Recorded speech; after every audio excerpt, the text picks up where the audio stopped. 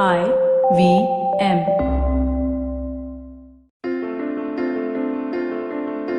This is Storytellers and Storysellers. You're listening to Vineet Kanabar live on tape on the IVM Podcast Network. On today's episode, we're sitting down with a couple who runs a production company called MiyaBiwi Films. A couple of times before, play on words.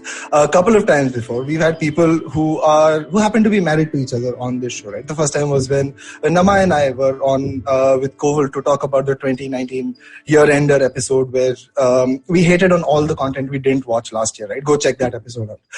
The second time was when Paji Gaurav Taneja was on with Ritu Bhabhi right at the beginning of the pandemic to talk about how the pandemic was taking a toll on flights and how it was taking him back to vlogging. And they talked to me about what it was like being the first couple of YouTube bloggers. Today, I'm joined by Surabhi Tandon and Suryakant Sawhney, two people who aren't just married to each other, but like I said, also run a company called MiyaBiwi, making films that are personal and reflect the chaos, beauty, absurdity, kindness, and cruelty contained within our world.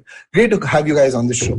Surabhi and Suryakant, I hope you guys are doing well in the lockdown. As well as we can. It's a pleasure. It's a pleasure to be in the lockdown or on the show. I'm assuming that's the latter and I will not wait for an answer. Well, the lockdown's over in Goa, so I can't really. Oh yeah, you guys are in Goa, right? That's a fair hop, skip and jump from Delhi. I think that's where you guys are based, right? We shifted. Oh, you shifted. How is that going? Well, that's started right now, so it's still we live in an empty house right now. Oh wow! But you're looking at the kitchen behind us. It's the only thing we've been able to. As long as there's a functioning kitchen, I think you'll do well, right? But I hope that's going well for you guys, man. All the best for. That's a very smart thing that a fair few people have done as the pandemic has sort of set in, right? Let me get you guys started. I'd love to do intros for people, but because we're on a podcast, we can let people introduce themselves. Can we tell us a little bit about your work, about what you're doing independently? You have, Suryakant, of course, fronts PCRC, Lifafa, Surabhi. You have a background in journalism and film. Together, you're running. Tell us a little bit about yourselves and the work that you're doing these days. Well, I'm still playing in PCRC. Hallelujah. Which is a band.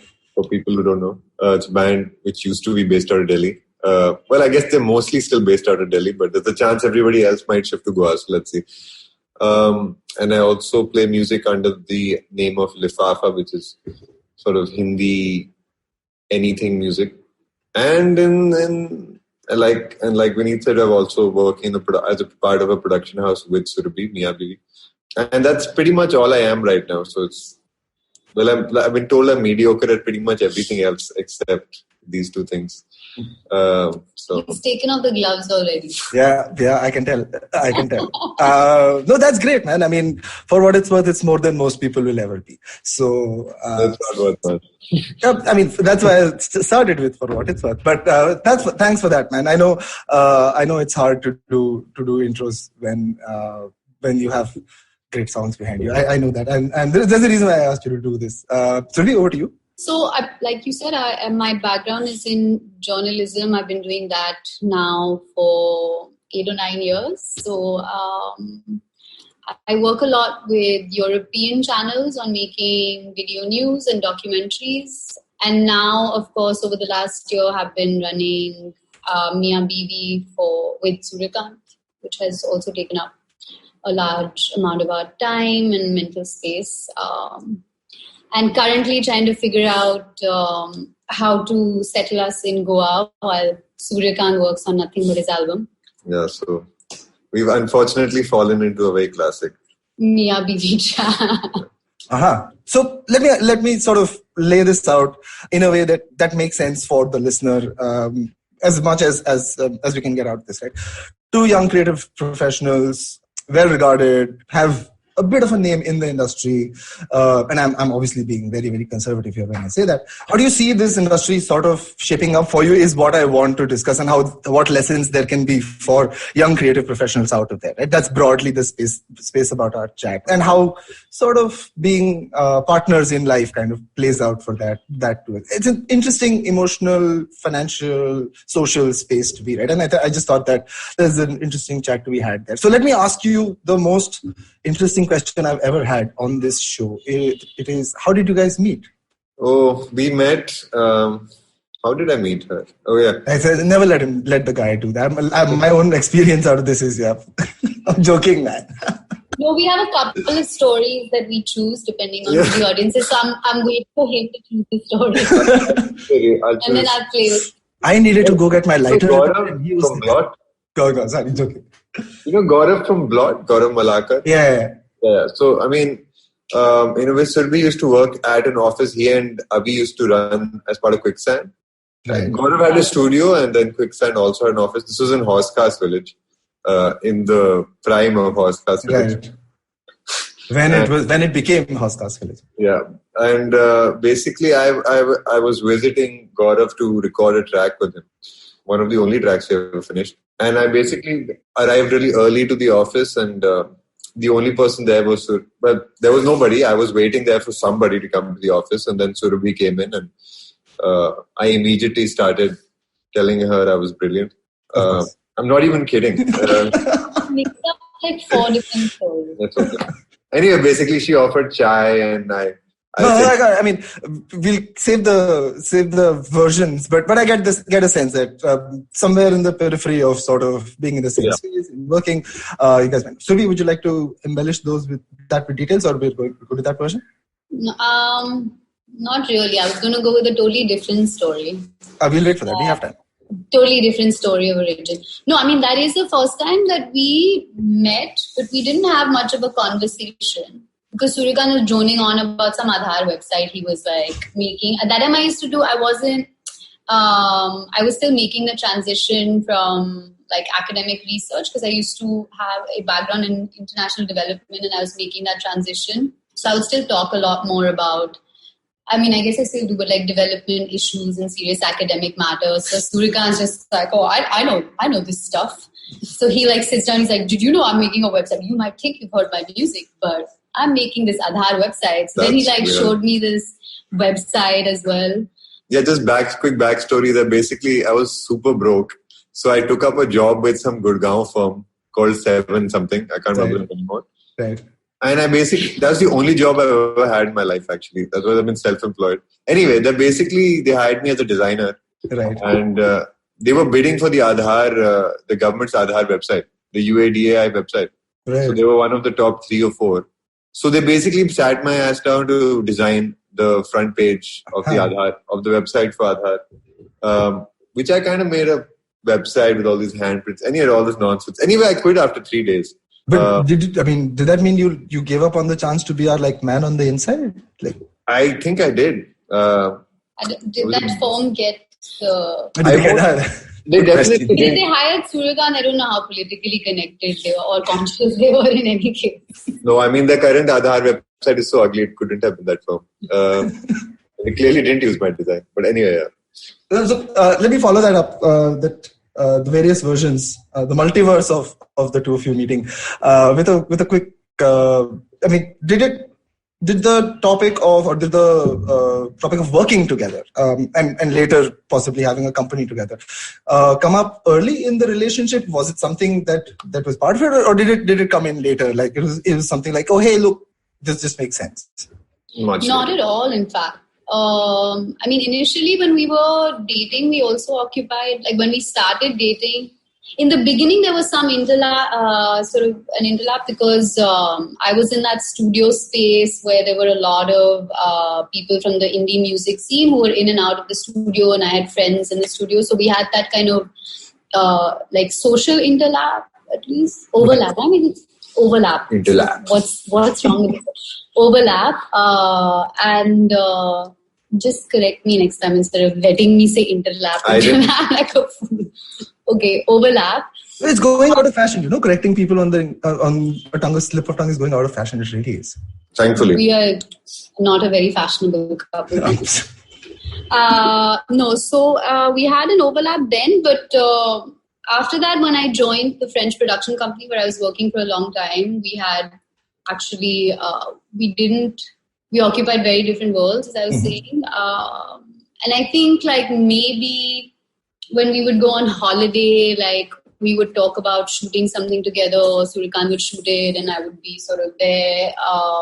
So these conversations happen, and then I guess when he made I'm Home, I was, to be polite to his girlfriend, he didn't want to ask any other girls. So he's like, can you please be the woman in this video?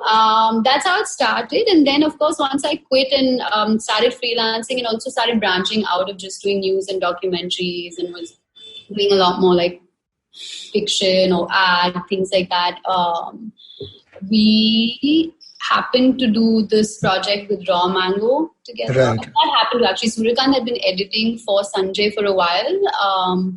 And then when he wanted to do a new campaign, Suryakant suggested that like I shoot it instead of, or we shoot it together instead of he having somebody else do it. And that was like the first conscious... Yeah, that's the first commercial project actually. Right. And like it ended up actually sort of doing pretty well. And so after that, work started rolling in, and Suryakant is a serial company maker. Right. He likes registering companies. Right. Registering companies of like for future work. So of course he was like, I think we should make this a company. Right. That's a slightly shady interest as well. Like, there's no money going around. Why do you think it's called Peter Cat Recording Company? Yeah, like that's just a eureka moment. Absolutely. No, so what I want to follow this up with is then, so the Raw Mango thing, and the first campaign drew a bit of flack, right? That's the same one, the one that Kashmir represents. No, that was we didn't do that. We didn't do that one. Oh, okay. Oh, so there's a different Raw Mango campaign completely. Yeah, this was 2 years before that. Yeah, this was 1 year before that. Yeah. No. 2 years. Right. So, Heer, which was a sort of Punjabi wedding centric like campaign, and then another one for Holi, which was called Radha. Right. The two we primarily did. There was others also we did, which are smaller campaigns, but the Kashmir one, luckily we were unavailable. Dodged a bullet there. We got hard on that. Yeah, well, let me follow this up with, so the Raw Mango thing happens. Suryakant, the serial company, registers the company.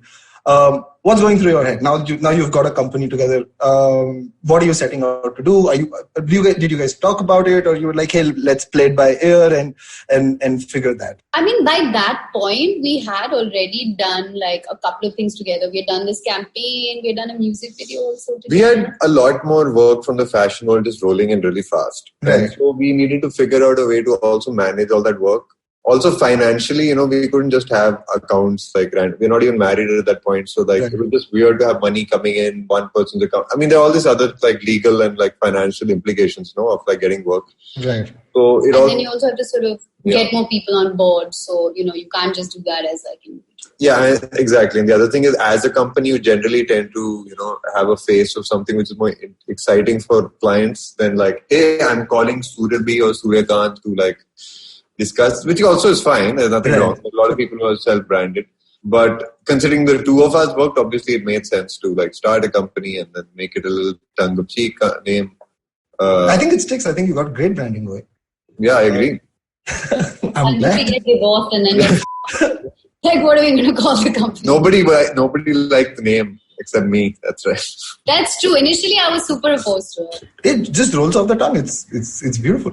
I mean, fair bit of learning there, right? Obviously, lots of it was unplanned. Lots of it was sort of work coming in from your adjacent work spheres and stuff. I want to double click on this and get your sense. At the time that you did this, right? What was the kind of work that you thought you would do or you'd want to do carrying forward from I'm Home or Raw Mango? I mean, the reason I'm asking you this is, Suryakant, you talked about work coming in from the fashion world. There's also a certain aesthetic about the kind of work that you do. It's situated in a sort of visual universe that's markedly different from other luxury or fashion codes as well, right? So was there a hard conversation, or an easy conversation for that matter, about, hey, I've got this really cool thing going with music, and I've got this really cool documentary style, etc.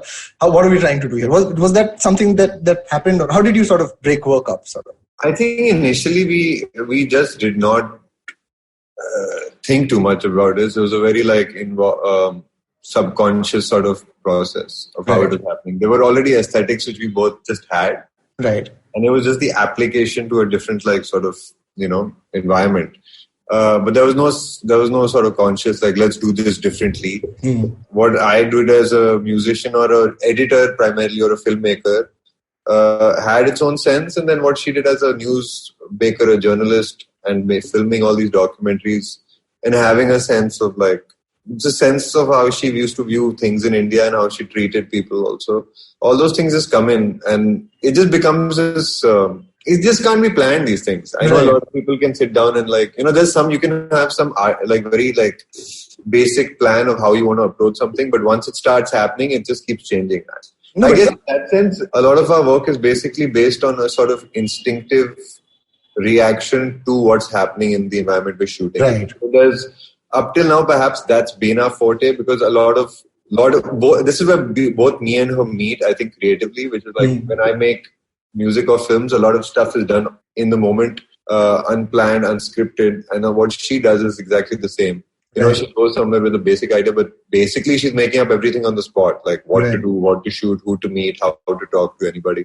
So all that stuff is just being born in that moment. And I think at least up till now, a lot of the films we did together as MiyaBiwi have displayed that sort of quality, which is perhaps what is interesting because...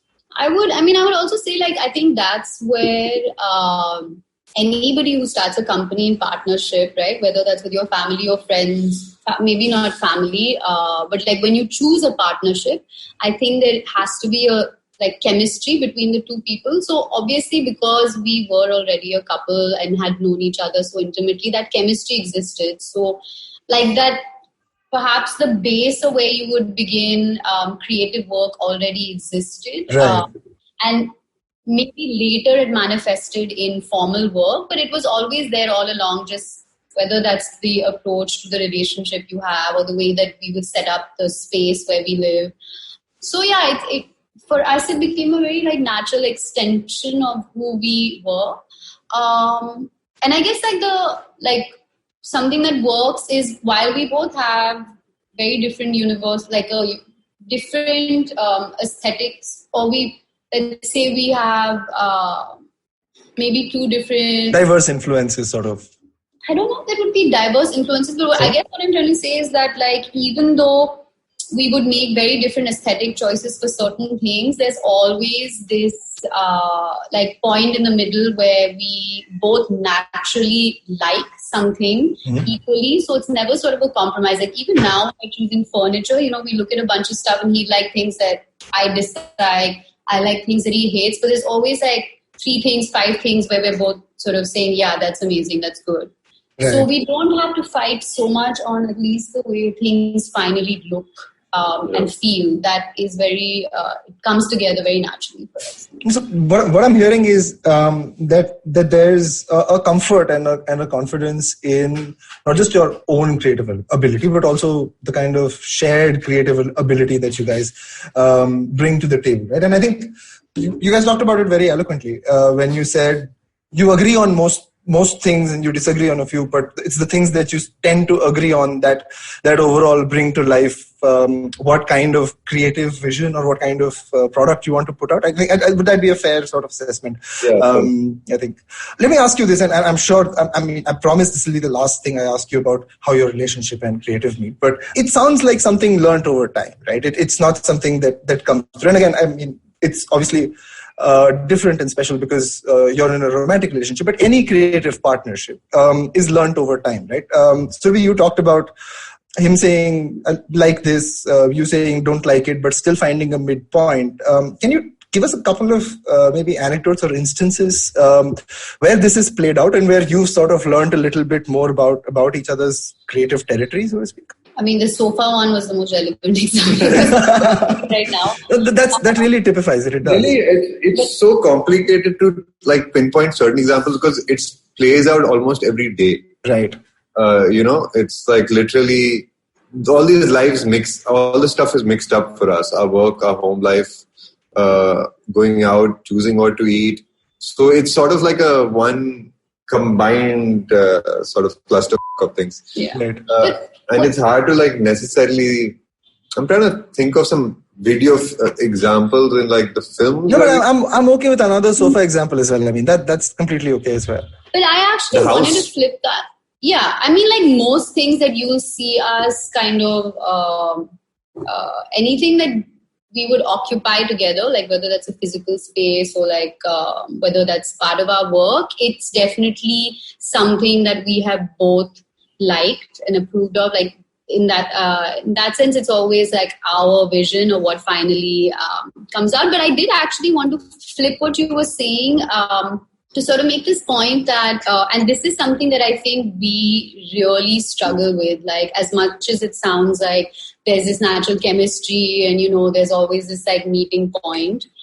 In order to make a partnership work, you also have to know when to like give up and like give in to the other person, because you trust that person knows more about a certain thing and you know more about something else. And that is something that we really struggle with. Like, obviously, now that I'm speaking about it, like, it's much easier. Like, it's easy for me to academically, intellectually say that Suryakant's, been editing he went to film school. He's been editing for like over a decade now. So when there are certain choices that have to be made in an edit or certain suggestions he makes, I have to give in and say, okay, he just knows more. Like, I should listen to him. Sure. And maybe that would be easier for me to do if it wasn't my husband, because sometimes that sort of stuff gets like interrelated and then just like, yeah, but, you like annoyed me in the morning by like not doing something domestic. So right now it's like very hard for me to kind of see you as business partner, like work partner and not husband. But I think we're learning because... we basically broke all the rules. No, don't work with family, don't work with partner, don't do this, essentially. I mean, I'm sure... There's... break the rule of being tied to our egos, and then everything will be... Jab bhi ego death ho jayegi, then we'll be good to go. Stamps of LSD on their way. No, that's just very beautiful and astute sort of way of putting it, right? And I love the way that Surabhi said that it's definitely harder to do because this guy is not just someone who knows what he's talking about. He was also the guy who didn't put the trash out in the morning. So yeah, that computes, man. A little bit of relatable content there as well, but that computes. Let me ask you this. Just wanted a quick line. Why do you keep registering companies, Suryakant? What is the motivation for that? Oh, I don't. But I enjoy like basically. I just no. My mom is actually the serial registrar of companies. Okay. So she's like into the spiritual shit. So one day some Baba will tell her like, your beta will be successful if he names his company Tar International. What? Tar International? Tar, like wire. Wow, really? Yeah. Oh, I was thinking tar all this time. Yeah, I thought tar like pitch. I know, that's because you guys are not... she didn't say to or Angrez, basically. Any Tar International. No, so like the guitar string. एक minute. अंग्रेज मतलब तार international क्या होता है यार? Like guitar string, tar. No, I get it. Now it sort of makes sense. So basically, wire. String International. Nice. Yeah. Anyway, basically she's No, but I just enjoy separating entities in my life just because it's psychologically like the way I look at it. Peter Cat Recording Company is a company with my friends. MiyaBiwi is a company with my wife.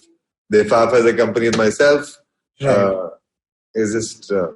it's interesting because it does make you not just a musician, also an entrepreneur, like a serial entrepreneur, right? I mean, not the It's the opposite actually, because like basically I'm making a product which no one really wants to buy, and like modesty, sure, yeah. I mean, like it's anti. I don't know. It's like almost anti. It's more expensive making companies up which sell nothing. Sure, that's for sure as well. But at least you're doing it. Seems like you're doing it the right way. I'm searching for a lesson there that I'm not finding, but I'm sure there is one for budding entrepreneurs to go out and register companies. And with that, let us go into a quick break. Come right back after these messages on storytellers and storysellers as we continue to talk to Surabhi and Suryakant. Hello, everybody. Welcome to another awesome week on the IVM Podcast Network. If you're not following us on social media, please do. We're IVM Podcast on Twitter, Facebook, and Instagram. I'd like to thank our sponsors this week, Intel. So Justine Royal came on Storytellers and Storysellers this week with Vineet. It was a really interesting conversation. Do definitely check that out. Hamsini Hariharan is back on the Pragati podcast after an extended absence. Hamsini was one of the original hosts along with Pravan, but she was unable to continue. But we're glad to have her back. She's talking about her experiences since she left. She's been studying in China. Definitely check that out. You'll enjoy that. On Pulya Bazi, they discussed the revolution of 1857 as seen from contemporary eyes. Definitely give that a shout. I think you'll love that as well. Abhijit Ganguly was on Cyrus Says a couple of weeks ago, and he had such a great time, and we were so happy to have him on that we asked him to join us for Cocked and Bull, and he was on this week. Do check that out. And lastly, I'd like to mention our Tamil show. We've been doing a show called Kadai Podcast Ponniyin Selvan, hosted by Kavita Jiva. She has been phenomenal. She's rewritten the stories in a way which really, they speak to a modern audience. But Ponniyin Selvan is over, and she has started a new story, though. The new story that she started is Sivakamiyan Sabatham. I'm sure I mangled that pronunciation, and I'm sure you'll love it if you're a Tamil speaker. Do definitely check it out. And with that, let's get you onto your show. Back on Storytellers and Storysellers, we're talking to Suryakant and Surabhi about starting a creative company with your spouse. Let me ask you this, right? As part of the scene, and now I know that you've shifted to Goa. First of all, is that happening en masse? Like, are a lot of talented performing arts people moving from? There seems to be an exodus happening. Yeah. We've been, I think, thinking about it since last year. Some people at least I know have shifted here. Right.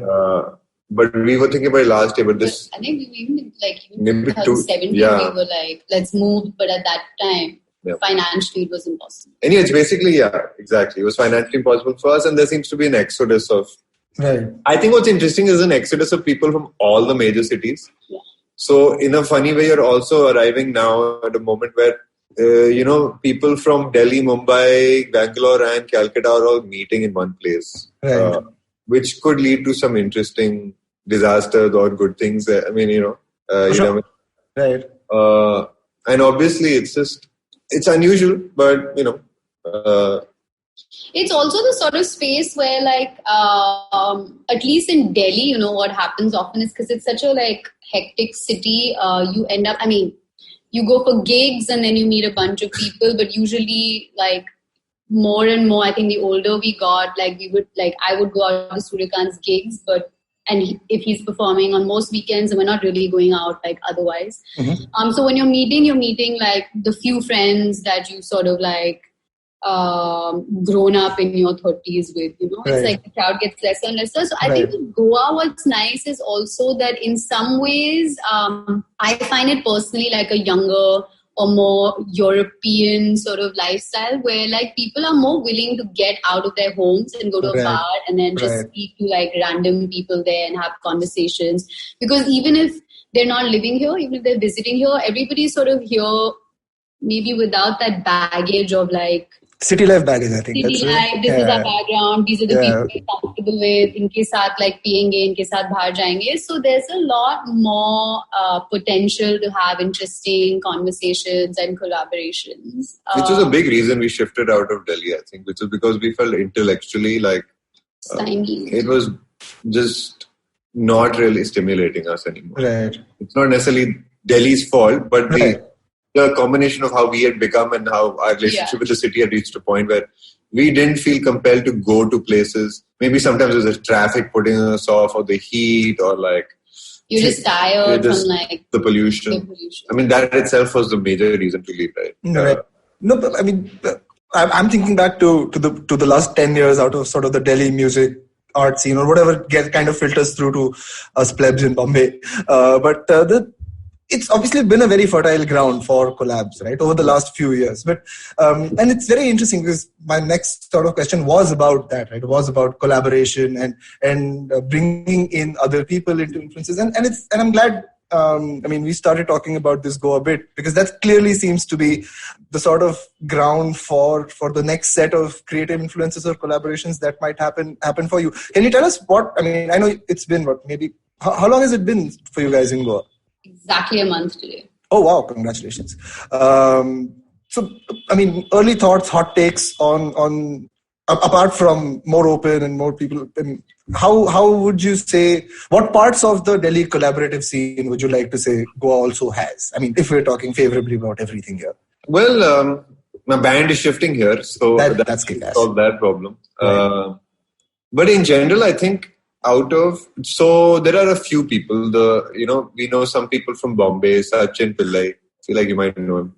I feel like I've heard that name. It's Karthik's brother. You know Karthik? Yeah. His brother, who's a filmmaker. So he lives here. He lived here for a couple of years, and he was literally one of the four initial people I know who moved here. Right. Was close to. So there's a chance of doing more work with him, which wasn't existing before. It's hard to say what collaborations only from Delhi oriented. I just feel like, firstly, I'm not a good person to ask about collaboration because I don't really collaborate with most people. Right.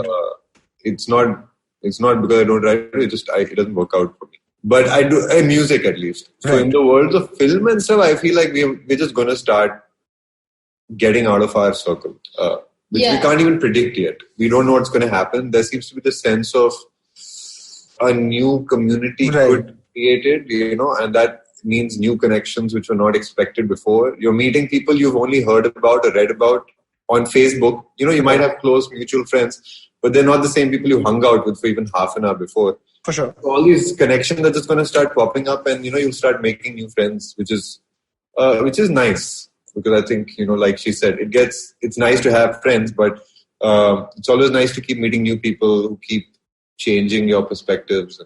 Yeah, I think personally for me, more than collaborating with filmmakers per se, because that's also a lot of our work is self-sustaining. Like we can manage skill-wise, we can sort of manage that. I'm looking forward to collaborating with creative people who aren't filmmakers, right? To really see where our skill sets and what they are doing can come together. What are new things that we can create? And I wanted to say this earlier when we were talking about MiyaBiwi. Obviously, initially it sort of became very quickly something through which we were doing a lot of client work, and we can do that. But there's always this temptation of but if we get into ads, it's bigger projects, and then we can do less of it. Should we try for something like that? And we always, one thinks about these things, but I think we always come back to the fact that perhaps the reason MiyaBiwi worked in the beginning, and if it has to work, is that we have to be really honest to the work that we want to do through it. And so I hope Goa will be, because that's the direction that we started taking more seriously during lockdown as well, which is to start creating just things that we want to do at home, little films, whether that's fiction, whether that's more music videos for Fafa, Peter Cat, whether that's tiny skits, maybe things that we did during lockdown. We want to go down, pursue that path more seriously. So I think there's even in that sense. So there's an acting streak, basically. Right. For example, Surabhi, I think, has this sort of internal desire to act. Internal desire. Whatever. External desire to be an actress. Right. This is such a lie. This is something that Suryakant is making me manifest in my So you're saying you don't want to be an actress? Is that what you're saying? You'd not like to act? No, she does. I think. Yeah. I think there's been a part of me which has also wanted to be into some theatre. Right. And perhaps it's sort of a meeting ground there. That's what I think, that's what she means to a degree, right? But I see it I don't see it as something that's happened now. I think that it always happened when we started doing music. I agree. I'm just saying this is more of a conscious attempt at structuring those ideas. And maybe to be more now in front of and behind the camera together. Right. No, we look forward to having more of both of you on camera. And hearing you guys talk about it, it has the sort of vague excitement that new things always tend to have, right? And I think, all the best for your sort of period of finding new cool things to do, man. As a fan, it's always something that we. They're going for the Karunanidhi and Jaya. Yeah, that's the next analogy that I was going to go. Let me ask you this. To to sort of close this section out, you talked about doing client work, and I'm sure that is its own trip, right? And trust me, I work in branded content and entertainment, and it's its own thing, right? Its considerations are far removed from creative and aesthetic often. Is there a separate process that you have for working with brand versus more sort of open-ended artsy projects? Is there a fundamental difference with how you approach it? We've actually had really great clients, and because they've approached us and we haven't gone to them, they've already mostly always seen our work and then come to us. So it's been a very easy route for us, because It's always an open conversation where they say this is sort of maybe the theme, or this is sort of the idea that they have, or the occasion that they have for which they want to make a video, several videos, and then they kind of tend to let us. Which is also, I think, something nice about not working with ad agencies. Right. You sort of interact directly with the client, and you either sell the idea you have or you don't. I personally hate ad agencies with the vengeance. Every time I want to make a deck, it's not that I hate ad agencies. There go all this. It's just dude, I shouldn't be sitting here and making a goddamn deck. And that's all right, man. I think I agree with the assessment that most ad agencies are not covering themselves in glory with additional decks and PPT. I'm not saying that decks and... So the ad agencies which are problematic. I mean, it's the process. Absolutely. It is creative development, right? At the end of it is a dialogue. It's not an email that my client has sent, he wants this. Well, obviously, those people are missing a trick. But hey, man, don't paint us all with the same brush. There's some of us who are trying to fight the good fight. No, and honestly, that's a bit unfair, because there have been some production houses and agencies that we work with who've been incredibly nice about working. And it's getting better, right? I mean, if I were to bat for my team here, it is getting a little bit better, right? As education percolates, as know-how happens about how to work with creative people, right? Or how to work with a client and the creative process, it is slightly getting better. But overall, by and large, you wake me up in the middle of the night and ask me, should you have an ad agency or work directly with the client? I will say work directly with the client, right? But fully with you there. There's no question. But I feel like that sort of shift anyway taking place because in the lockdown, there's been so much consumption of film and music. Absolutely. And everything is sort of shifted. All of our consumption of culture shifted online, right? And so very quickly, people are going to get saturated by watching the same things again and again. So actually, I would say that if one is thinking about being in the audiovisual medium, it's a really good time to be able to create stuff online as well, because people will be looking for those who can give storytelling a different narrative or have Absolutely. Something original to say, as opposed to who can give me the sickest edit and it's like thrash metal, right? I mean, you could best edits or best technology and all of that. It's like playing fast guitar, but after a point, it's just someone will come and play faster, right? Let me ask you this. Since we're here, it wasn't one of the questions that I thought I'd ask, but it sort of popped into my head. But with Peter Cat and the kind of productions that you guys were doing as well, right? For your stage shows and performances, are you envisioning that to be different as well? I mean, taking a cue from Surabhi talking about digital cultural consumption, do you guys see that space changing as well? Not sure. Are you referring to an online show or an off? Yeah, I'm saying the Made in India the shows that you guys have done offline, and now that Surabhi mentioned that a lot of the cultural consumption is moving online. Are you seeing both as MiyaBiwi and as MiyaBiwi and as PCRC a shift there? And what's your sort of take on that space? Digital experiences, do you think those? So the only real thing I managed personally to participate in is a Lifafa show on the 15th of August. And I think, so firstly, I can speak about basically just music shows, right? Right. So from the streaming aspect, I think it's really boring to watch some dude standing in the middle of the screen and just looking at you. There is the loss of fidelity for sure. It's like it's there's nothing there. It's just awkward. Yeah. And I feel like it's even worse for a band to do the same thing. There's still more excitement by watching a band. At least you see people's expressions, and I don't know. There's something there. There's an energy to feed off or something. Yeah, at least there's some energy to feed off. But generally, like, these things are not going to replace the live gig ever. That's a fact, obviously. Right. So that basically leaves the interesting opportunity to just do some interesting combination of filmmaking and stuff like that. So at least with the Lifafa gig, we attempted to sort of make it like this sort of, one camera moving around. Surabhi is dancing as part of like the singular audience. Mm-hmm. There's lighting and there's all this stuff happening. So it became like almost like watching some, I don't know, David Lynchian music video for 1 hour, hopefully. So I think that was relatively okay. There's a kind of thing like Nick Cave, I think, is just doing. He also, he was playing this piano. Right. I mean, basically people are trying to figure out how to bring filmmaking into the streaming world, right? It's not just like, let's put a camera into post, which actually eliminates live streaming.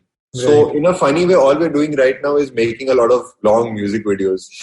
And like again, musicians are getting fucked because they're basically making longer videos for less money, which people will watch. But it's just, I mean, it's not a sustainable thing. It's what I'm saying. Right. In no world is this a sustainable thing. People ain't going to buy your tickets at the same price which they'd buy a live show unless you're offering some madness. I think that also will be like once in a while. Yeah. So I think the most interesting space in this world is like what maybe Fortnite was doing when they got Travis Scott to come and do like, a video game show in VR. Marshmallow, Travis Scott, they got. They did one like yesterday also with BTS. I don't know. Yeah, so the first one they did was with Marshmallow, and they stopped it all, right? And it's insane, man. Insane to be able to do that, right? Yeah, so that is basically the only exciting front on that. I see all this camera stuff is just temporary, like transient, like mixed up, unless we have enough technology to live stream excellent cameras and great quality sound, immediately, which costs too much money now. Yeah. For like your average band or artist to do. I don't see that being an outlet for all that stuff. But if you want to speak in like what's the forefront of interesting like online stuff, I would say that video games are. Hopefully, I mean, big believer that video is so 20th century, right? Video game is 21st century for sure. Yeah, once the VR and stuff becomes more, if it does this time. No, VR, man. I think VR is still a distant thing because there's a hardware jump that VR still has. But video games, I'm fully convinced, man. Mobile games in India, the numbers are mind-boggling, out of this world. Let me quickly turn those over to the last segment. Tell us about your influences. Obviously, you both come with, I'm sure, a strong set of diverse influences. Tell us about what kind of work, what kind of influences your work individually and sort of together. Surabhi? So I guess in the lockdown, I've been, I think as most people, watching a lot more series. So I would say in the past year, have been quite interested in and influenced by sort of women who are writing, directing, acting in their own shows. So sort of like Phoebe Waller-Bridge, Michaela Cole, who made I May Destroy You. Because that's possibly a space that I want to explore, being able to sort of write through one's own experience, but with a very female-centered voice, because that is the experience with which you want to also build the narrative. Right. Yeah. Otherwise, I genuinely sort of feel that like we were talking about this to maybe Rana, like recently also there's this, because again, through the lockdown, there's this massive shift of where we're consuming even films or how we are now consuming stories. So you see that shift between people making films to people making series, right? So like directors and story writers are saying, okay, so something that I needed to condense in 3 hours, I can now write for 9 hours and make like 7 or 9 episodes out of it. So for me, definitely over like the last couple of months, that fascination has been with just really good series. And you mean fiction, mostly fiction, or do you also look at fiction? And I mean, obviously, one watches a lot of like different kinds of documentaries, and Netflix is still sort of leading. But it's also like money. If you put that much money behind any production, and Netflix has a name. So, for instance, it has immediate access. I shot something which was like really sensitive, which I can't speak about, like over the summer, but like immediately you got that kind of access because you say Netflix is involved, things like that. So obviously that's happening. But for me, like I think TV series have been sort of really the space that I've been watching, following, trying to learn from.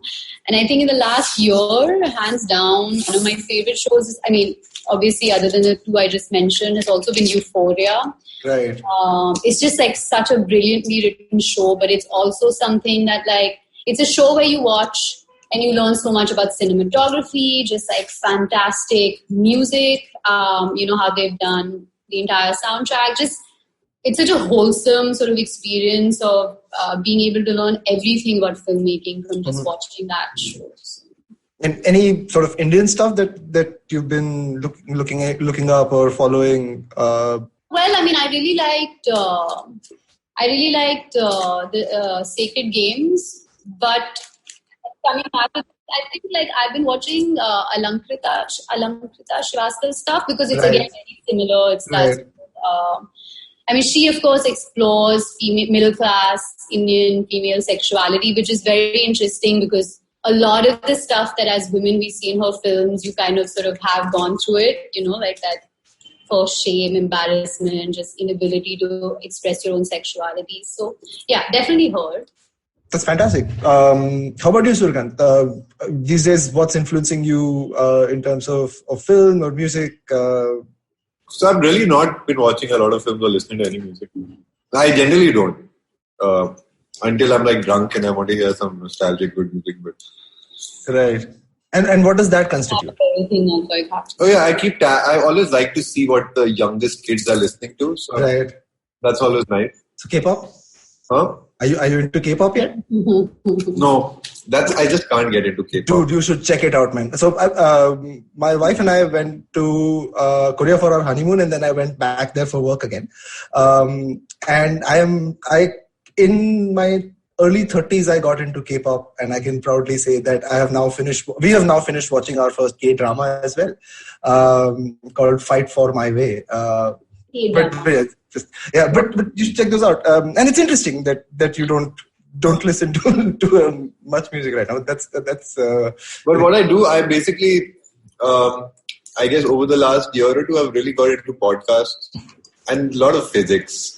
I'm actually like, if I wasn't a musician, I think I would have probably enjoyed going into like physics. It's interesting. Astrophysics. Right. Very stoner thing to say, but yeah. I love the moon, man. It's so great. Oh man. That reminds me, and this is sort of just to finish, is actually I think that gives me a lot of ideas, at least so ideas of films. And sometimes I read a lot of sci-fi, old sci-fi, like Neil Stephenson sort of stuff. 60s basically. Oh, okay. Like even like Theodore Sturgeon, all this like Asimov kind of age. Right. That stuff is always hyper inspiring. Even musically, I'm always like I'm inspired how people dream of the future. Right. That's the general thing. When I see shows or I read writings about like this sort of dreaming of a future, which humanity may or may not see, I feel quite influenced by the idea. No, that's very interesting. And sci-fi obviously foreshadows so much of technology, of experience, so much of it, right?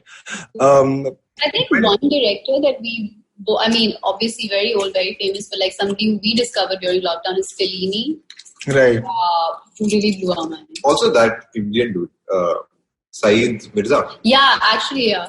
Who's that? I have no idea. Mirza. We ended up watching a lot of his films as well. He's the one, he was making films in the 90s. What is the really famous one with Nasiruddin Shah? This is what Stoner's mind. Saeed Akhtar Mirza. Chamatkar, is that the one?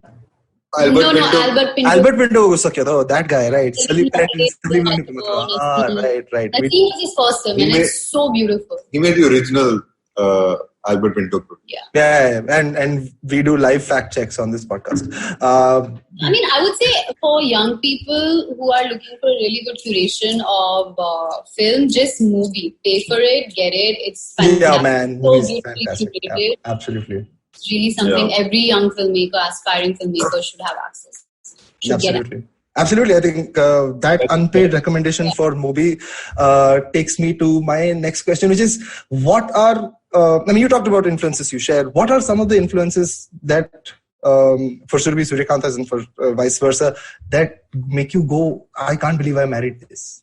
Like, I'll give you an example. For my wife, when she found out that I am a dyed-in-the-wool Guns N' Roses Appetite for Destruction fan, it was a conversation, right? So, like anything. Like a Guns N' Roses Appetite for Destruction. What was the conversation? You were what? You were into it? I'm still into it massively. And here I was, Bon Iver and all of that. And my wife's like, Axl Rose. So yeah, anything that just made you guys go, I can't believe. How does that sit with the rest of your influences? Not for me, honestly, because I guess Suryakant has really good taste. So whatever he sort of watches, that if it's like from a universe that I haven't come across before, it's like a huge learning curve for me. So it's never like, I can't believe I married him happens like 25 times a day, but for others it's not like. Yeah, same. She watches, even the pop music, she listens to very good choice of pop. Thanks. He loves that shit. He'll come and be like, who's this? This is good. Yeah. I listen to like it's not pop really, like Frank Ocean. Frank Ocean's pop. Yeah. A lot of sort of R&B pop somewhere there. A lot of black British. He's black more American. alternative pop. He's not too cool to be pop, but actually pop. I listen to Beyonce too.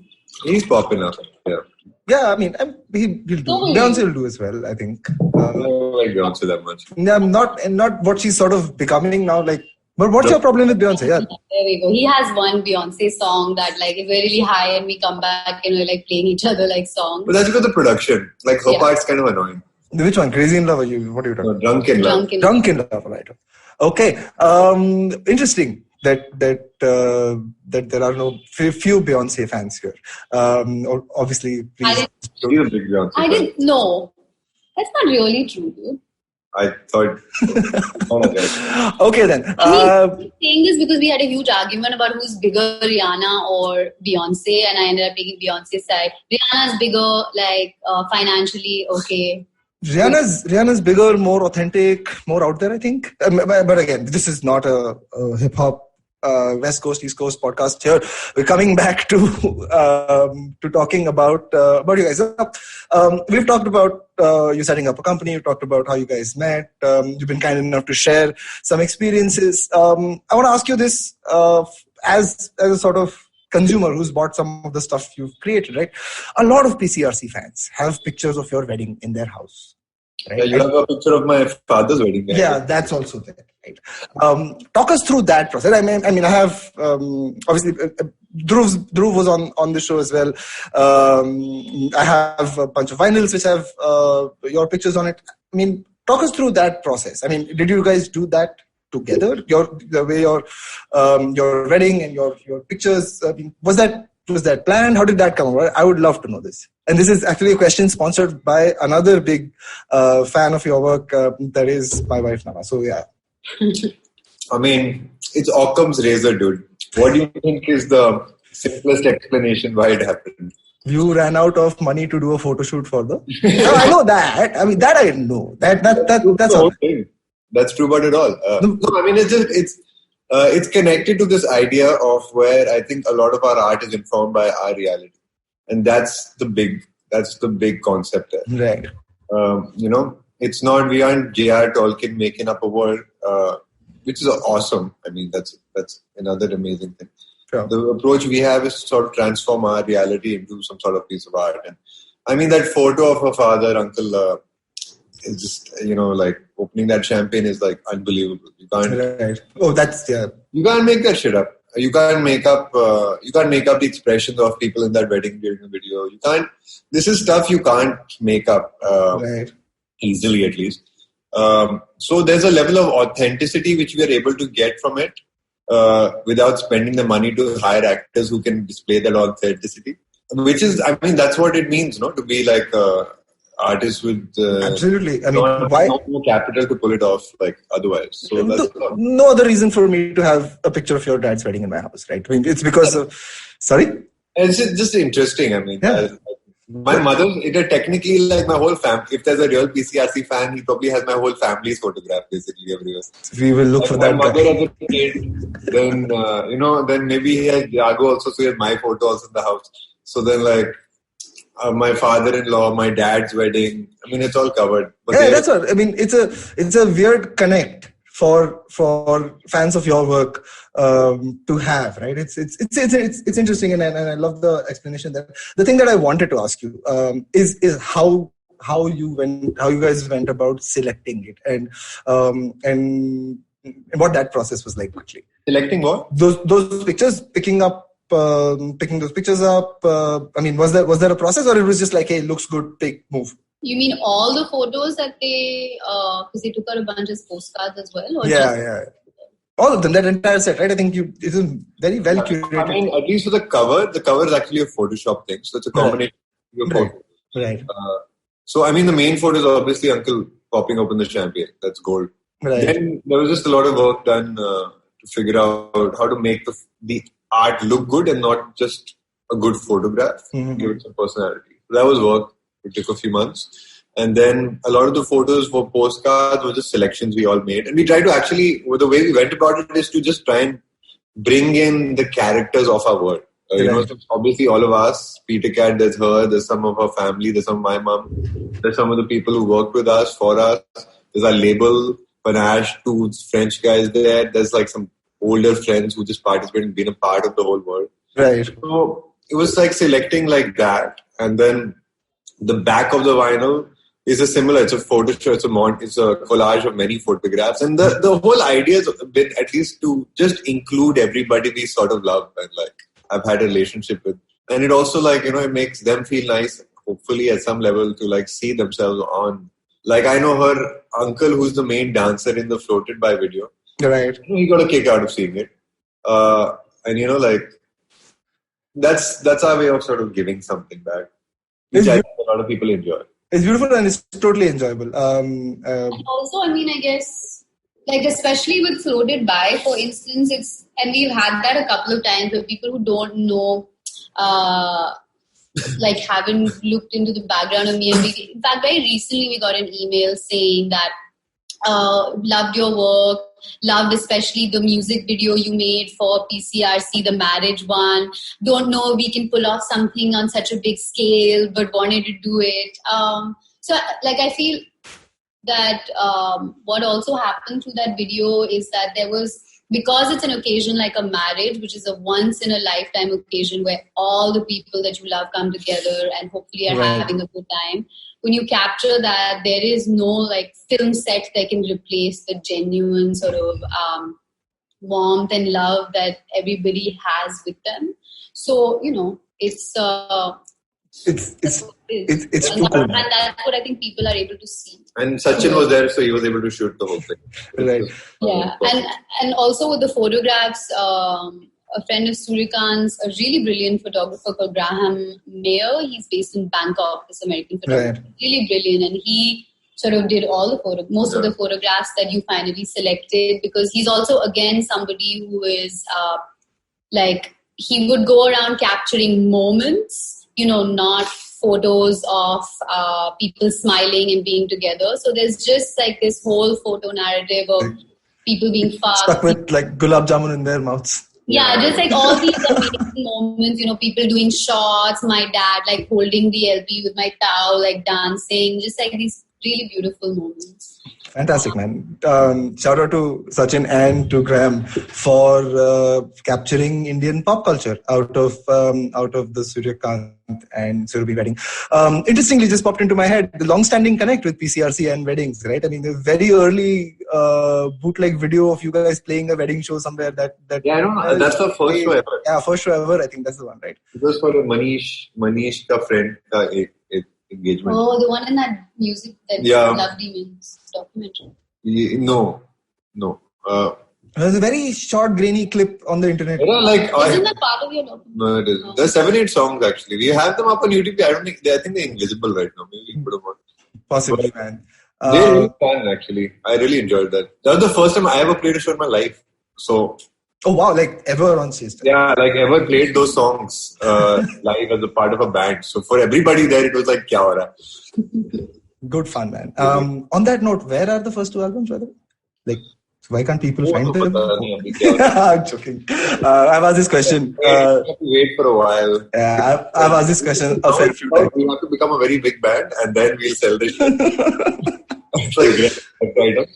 Oh man, Surabhi Suryakant, thank you so much. It's been a pleasure speaking to you. I have one last question, which is something that's my episode ender for everybody who's on it, which is if you can share an entertainment recommendation for my listeners, something that's close to you or meaningful or has had an impact. Surabhi, for you, I'm going to tell you fair warning. Fleabag is banned from this show because too many people have come on and said Fleabag, so you can't say Fleabag. In case you were thinking of saying Fleabag. But yeah, a couple of entertainment recommendations. Well, if I can give, so in terms of series, I would recommend people just start watching a lot of, I would recommend sci-fi. So if you like Battlestar Galactica, that's a fascinating. Right. I love the old Star Trek. And Star Trek is like there are 40 years worth of Star Trek. Right. So, that's really cheesy, but it's got me through my wedding. Right. Then what else is there? Yeah, I think it's available now. All the stuff is available on Netflix. Yeah, pretty much. Even what Star Trek. I really think people will get I think this is a good time for people to watch something optimistic. To watch something which has a nice, brighter future than where the hell they're headed. That is Star Trek is the best. For sure. Star Trek, The Next Generation, or watch Deep Space Nine. That's my favorite. Fantastic. That is Star Trek from Suryakant and Surabhi.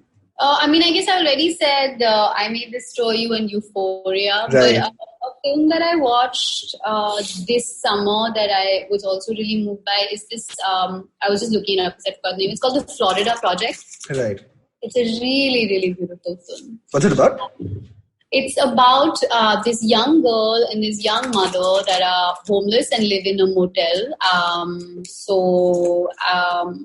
The mother was obviously addicted to drugs at some point and then ended up having this kid who's really young.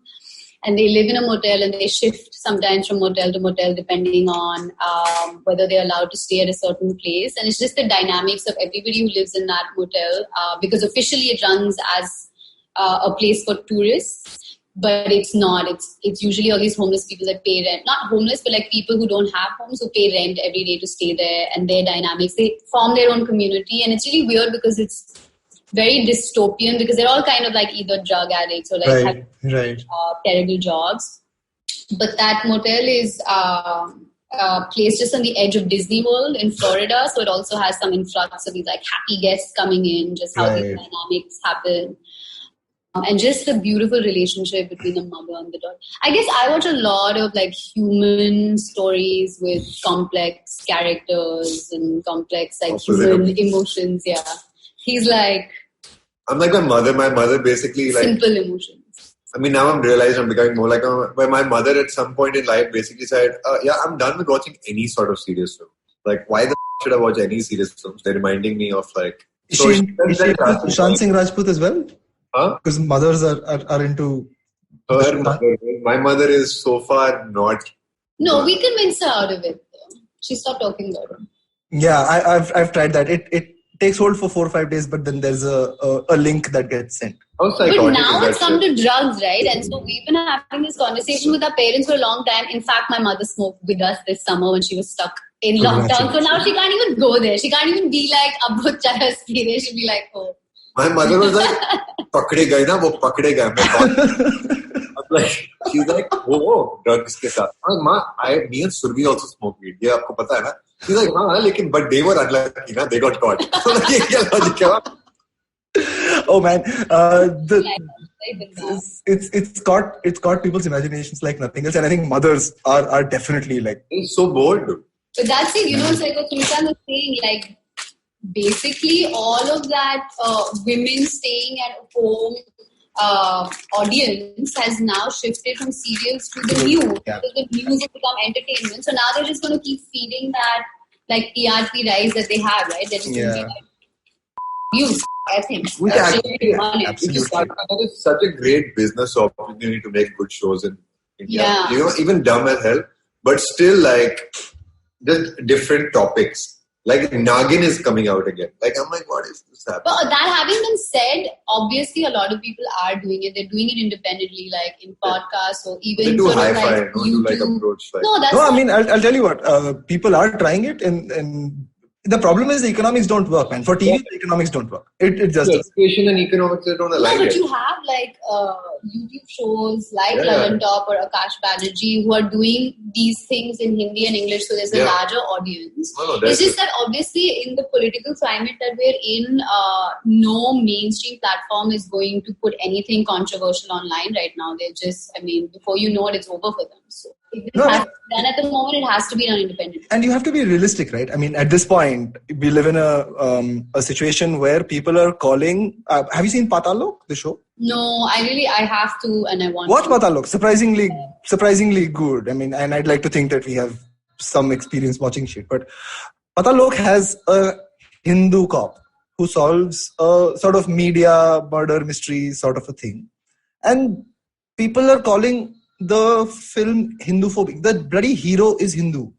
He's a upper caste. So the political climate with things and what gets made of things is completely gone out. It's not even politics. It's straight up like there's just too much of an education gap at this point. Like you can't and now educate. It's like identity politics, right? Like this idea has been formed of the other and who you are. Like you're either us or you're against us. How do you intellectually engage with the people who are...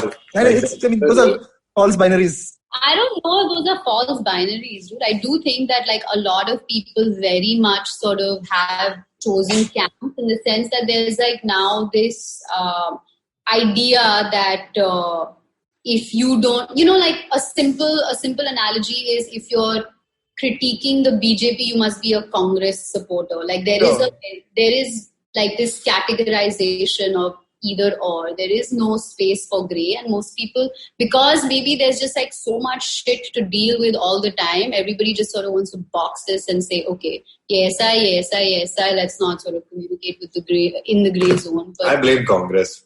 No, I mean, there's hardly anyone who's blameless at this. It's not going away. Like the Gandhi, that's not going. It seriously is. They're just not allowing. Yeah, it's ridiculous. It's the whole Sachin Pilot thing that played out past 3 months. And I know, for my listeners, this is not a politics podcast, but it's hard not to be political in these times. But yeah, the whole sham that went on, man. What this like theater at a national level. जब तक इस दुनिया में इस देश में शनिवार आएगा लोग ऐसे क्या करते हैं ये चल रहा है. Everybody is watching a K serial unfold in the Gehlot family and then in the Gandhi family, and then we're very satisfied. But on that really, really inspiring note, we will pivot back to closing this episode out. Thank you so much, guys. Truly fascinating talking to you guys. Wonderful to hear that you've relocated to Goa and loving the new excitement for you guys. With that, this is the end of another episode on Storytellers and Storysellers. This is Vineet Kanabar saying bye.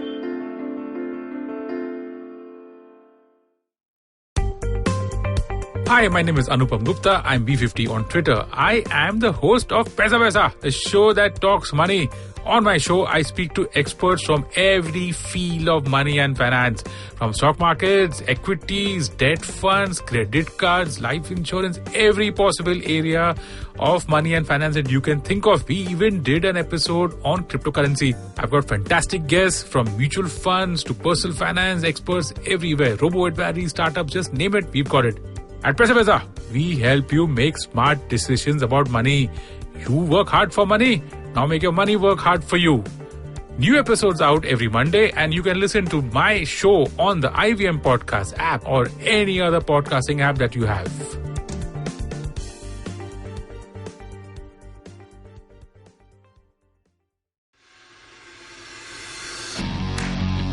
Are you looking for India's most awesome cricket podcast? Are you now tired of listening to the same old guys drone on about cricket everywhere? Edges and Sledges is a weekly cricket podcast hosted by three fans of the game, Varun, DJ, and myself, Ashwin. It was established in early 2018, has over 60 episodes now, and is of course now proud to be on the IVM Podcast Network. Each week, we get together from three different time zones, the USA, the UK, and Singapore, and we talk about things from the world of cricket, with a focus on Indian cricket. We often interview special guests from all around the world, including former cricketers and cricket media personalities. So check out Edges and Sledges, the cricket podcast, now on the IVM network.